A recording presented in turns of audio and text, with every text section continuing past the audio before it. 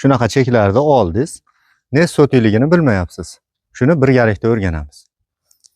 Assalomu alaykum qadrdonlar, hammaga xayrli kun. Sizlar bilan doimgidek usta tog'alar. Xo'p, bugungi videomiz yerlarda so'tigini chiqarish.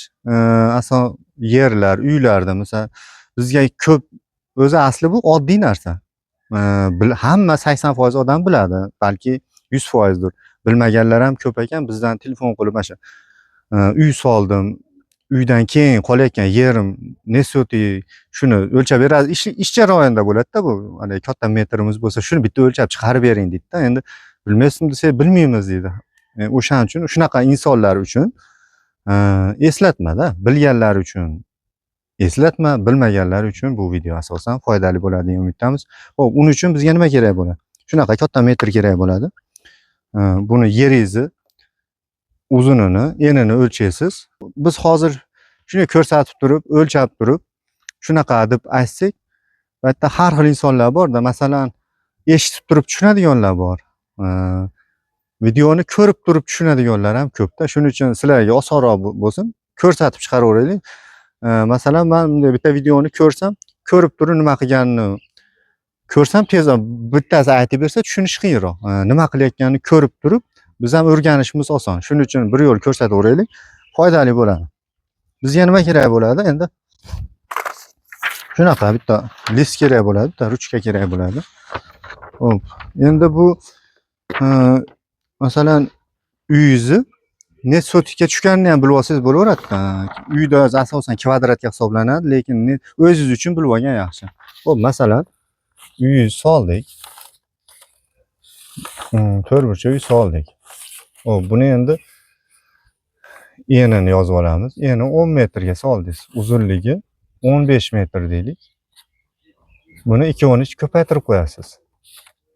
2 ko'paytirsangiz necha kvadrat chiqdi? 150 kvadrat chiqdi deylik. Shuni chiqqan sonni siz 100 ga bo'lib qo'yishingiz kerak.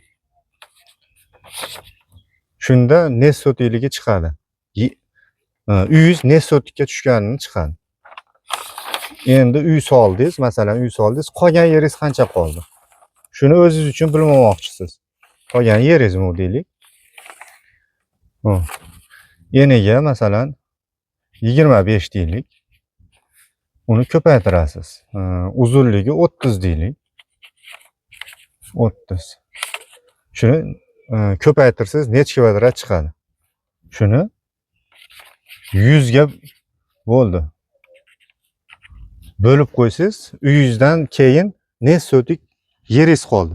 Shuni bilib olasiz. Agar mabodo siz uyingiz juda katta bo'ladigan bo'lsa-da, gektarini biladigan bo'lsangiz, misol gektarini bilib olmoqchi bo'lsangiz, shu qolganini, uzunini eniga ko'paytirib turib, chiqqan sonni siz 1000 ga bo'lishingiz kerak.